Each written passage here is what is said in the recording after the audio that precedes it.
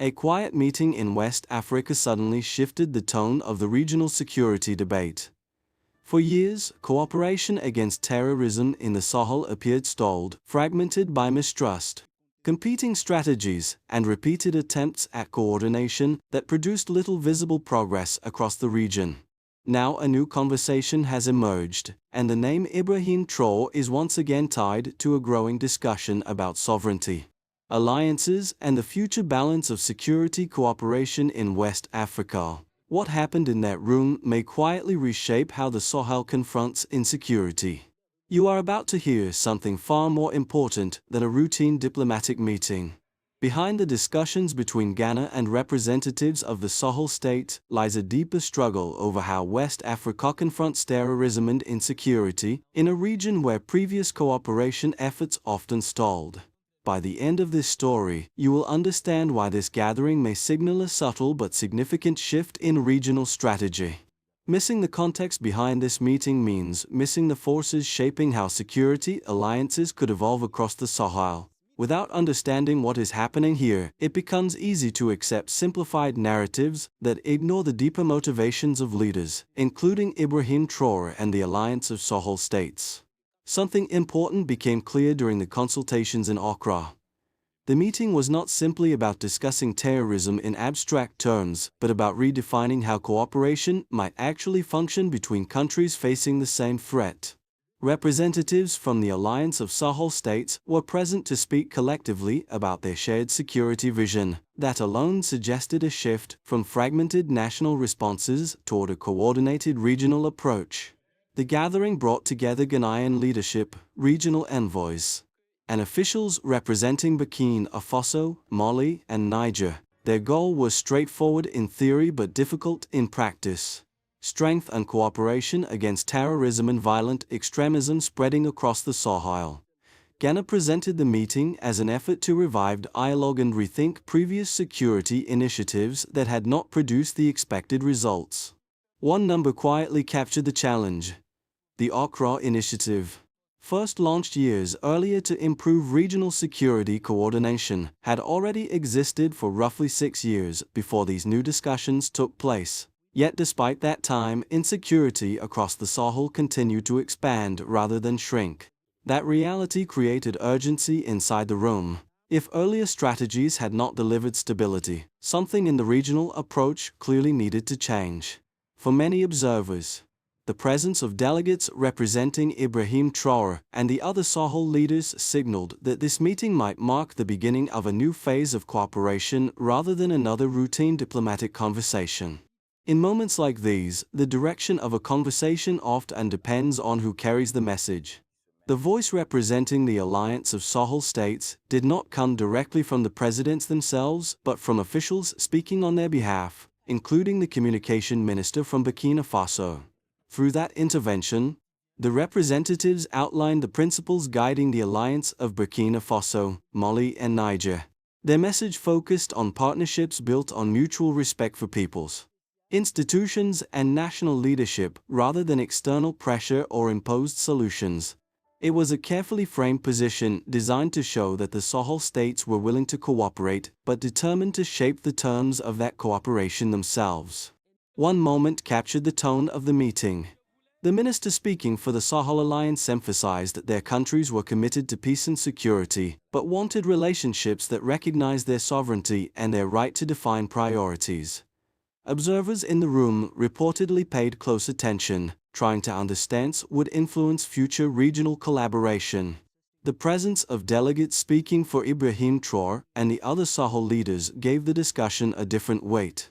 It suggested that the alliance was not merely reacting to insecurity, but actively redefining how cooperation in West Africa might unfold from this point forward. From that moment, the conversation was no longer just about security operations. It became about who would shape the region's strategy. At first, the development seemed gradual. Then the sequence accelerated. For years, security cooperation in West Africa followed familiar patterns. Meetings were organized, statements were issued. Regional initiatives promised stronger coordination against terrorist groups operating across borders. Yet results often appeared limited, and the sense of urgency grew as attacks continued to spread through parts of the Sahel. Then another phase began to unfold. Governments changed, alliances shifted. Discussions about sovereignty and security strategy became more visible in regional debates. The emergence of the Alliance of Sahel States brought Burkina Faso, Mali and Niger into a tighter political and security alignment, creating a new bloc within the broader West African landscape. The Accra Conference took place against that background. Ghana presented the meeting as an opportunity to strengthen dialogue and rethink existing mechanisms for confronting terrorism. Officials acknowledged openly that earlier initiatives, including the Accra Initiative itself, were not delivering the level of effectiveness originally expected. That admission set the stage for a deeper conversation about what should happen next. Inside the conference hall, representatives from multiple countries exchanged perspectives on how regional cooperation might evolve. Delegates discussed intelligence sharing, operational coordination, and the broader challenge of stabilizing areas where armed groups continue to operate. Every intervention added another layer to the discussion. For the representatives speaking on behalf of Ibrahim Traoré and the other Sahel leaders, the moment carried particular significance. Their message suggested that cooperation was still possible, but it would have to reflect the priorities and expectations of the Sahel states themselves rather than follow older frameworks. That position introduced a new dynamic into the conversation. Some observers saw it as a signal that regional partnerships were entering a transition phase. Others viewed it as evidence that West Africa was searching for a different balance between national sovereignty and collective security efforts. Either way, the timeline of events surrounding this meeting made one thing clear. The discussion about how to confront insecurity in the Sahel had entered a new chapter. Numbers alone rarely explain a security crisis, but in the Sahel, the scale of the challenge becomes clearer when the data is placed side by side with the political debate. Before the recent consultations, cooperation initiatives across West Africa had already been operating for years with the stated goal of reducing cross-border terrorism. The expectation was that coordination between neighboring countries would gradually contain the threat. One baseline helps illustrate the situation.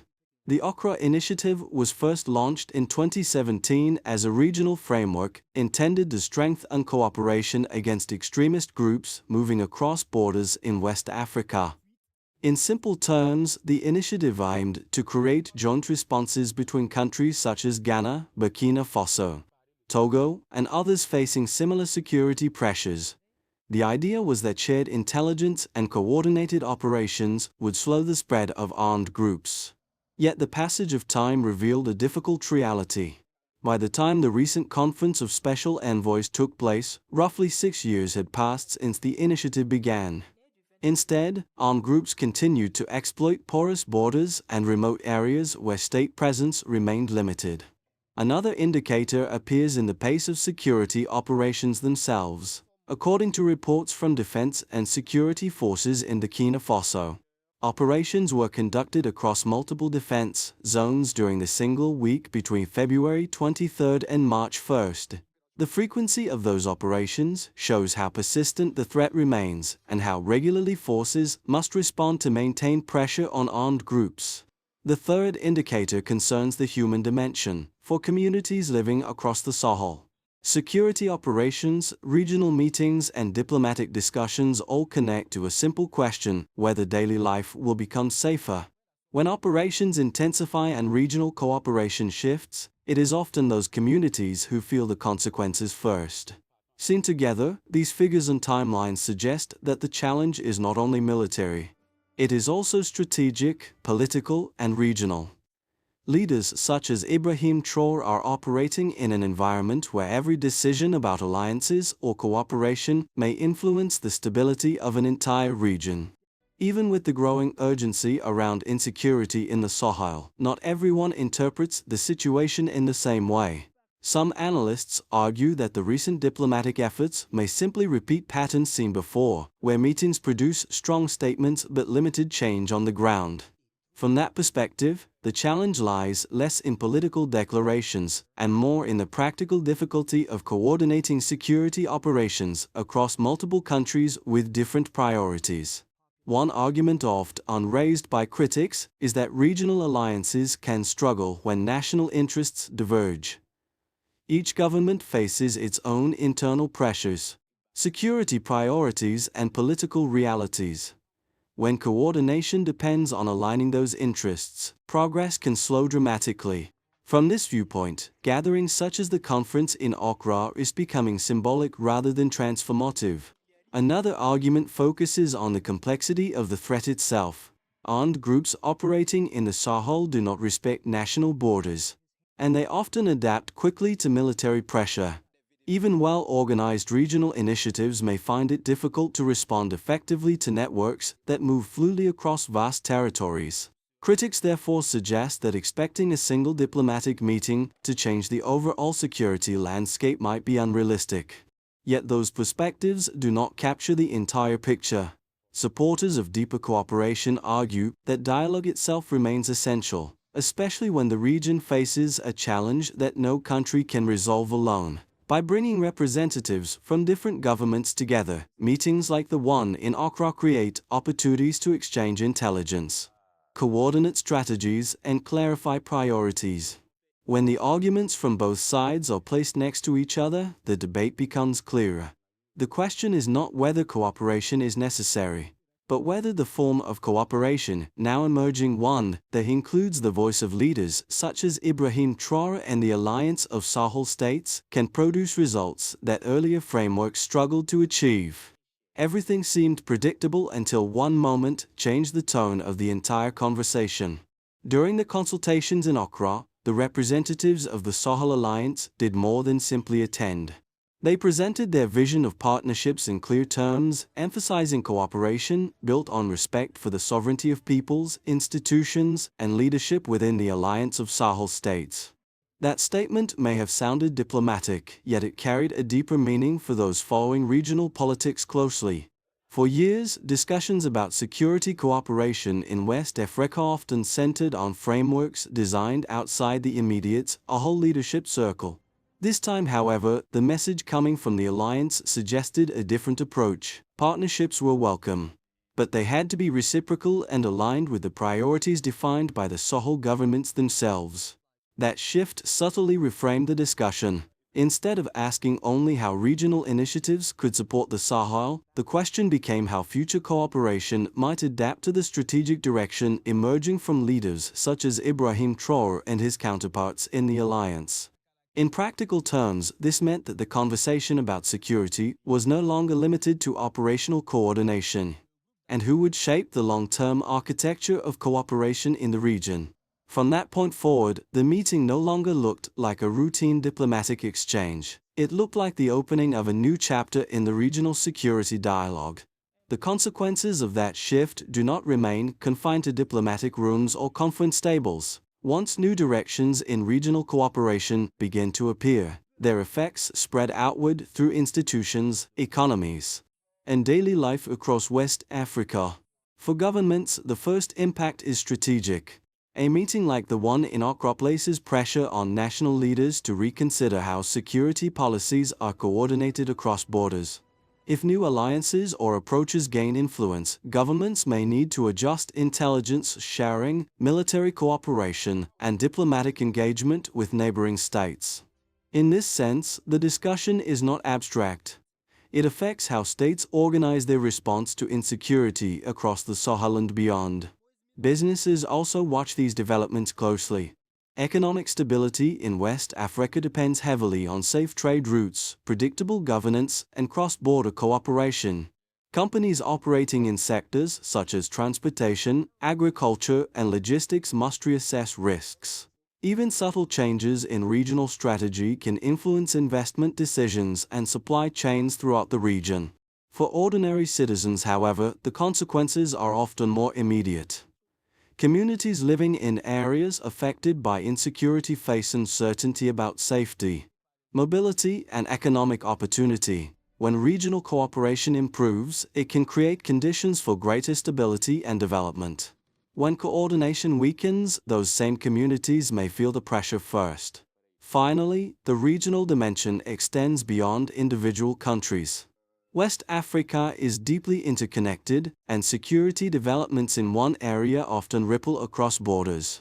The dialogue involving representatives connected to Ibrahim Traoré and the Sahel Alliance therefore carries significance not only for Burkina Faso or its neighbors, but for the broader balance of cooperation across the region. In that sense, the effects of this meeting are already spreading outward, touching governments, markets, and communities alike. Looking ahead, the future of regional cooperation in the Sahel could unfold along several different paths, depending on how leaders, institutions, and partners respond to the challenges now facing West Africa. None of these outcomes is guaranteed, but each reflects a plausible direction for the region's security landscape. The most likely scenario is a gradual adjustment rather than a dramatic transformation. Dialogue between Sahel states and their neighbors may continue through meetings like the one in Accra, while governments slowly adapt existing security initiatives. Cooperation expands step by step, combining regional coordination with national strategies to contain extremist groups across borders. Progress may be uneven, but the system evolves rather than collapses. A more optimistic scenario would involve stronger alignment between regional actors. If governments find common ground on intelligence sharing, military coordination, and diplomatic priorities, the region could see a more unified response to insecurity.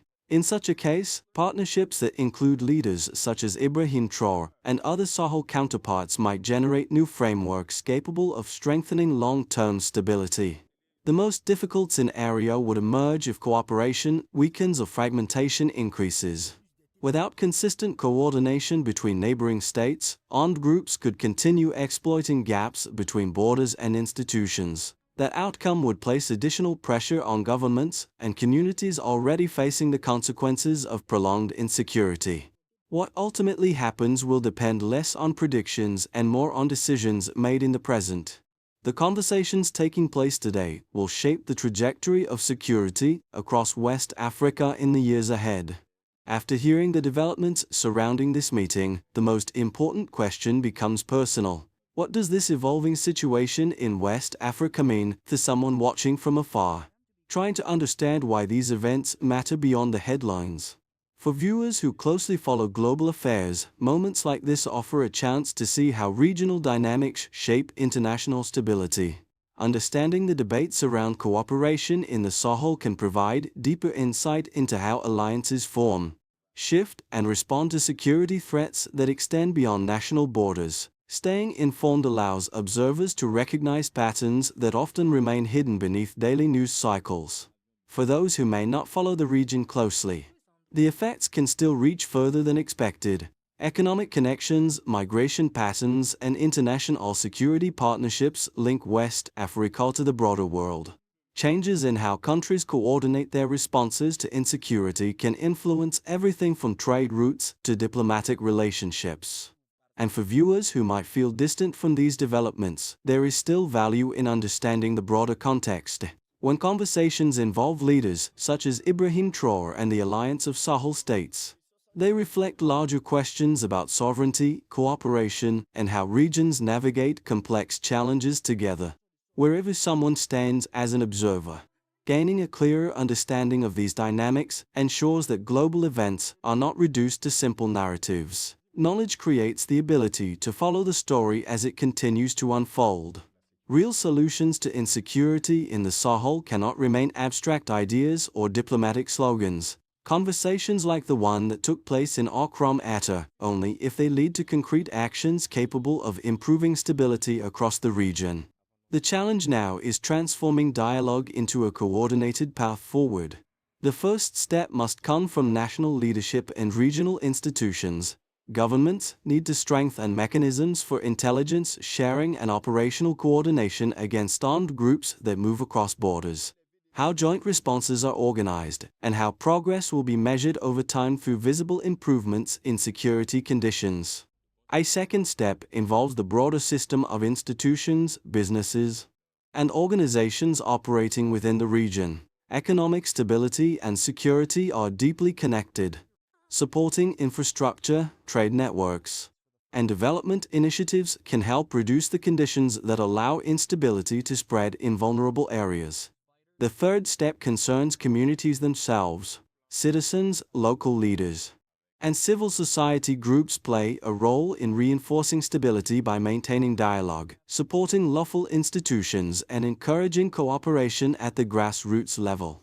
If these efforts align between governments, institutions, and communities, the discussions surrounding figures such as Ibrahim Traoré and the Alliance of Sahel States could evolve from diplomatic conversation into practical progress. At the beginning of this story, everything seemed to revolve around a single diplomatic meeting. A gathering of envoys, ministers, and regional leaders discussing insecurity in West Africa. Yet as the conversation unfolded, it became clear that the meeting represented something larger than a routine exchange of speeches. What began as a discussion about cooperation slowly revealed a deeper transformation in how countries across the Sahel are approaching their future.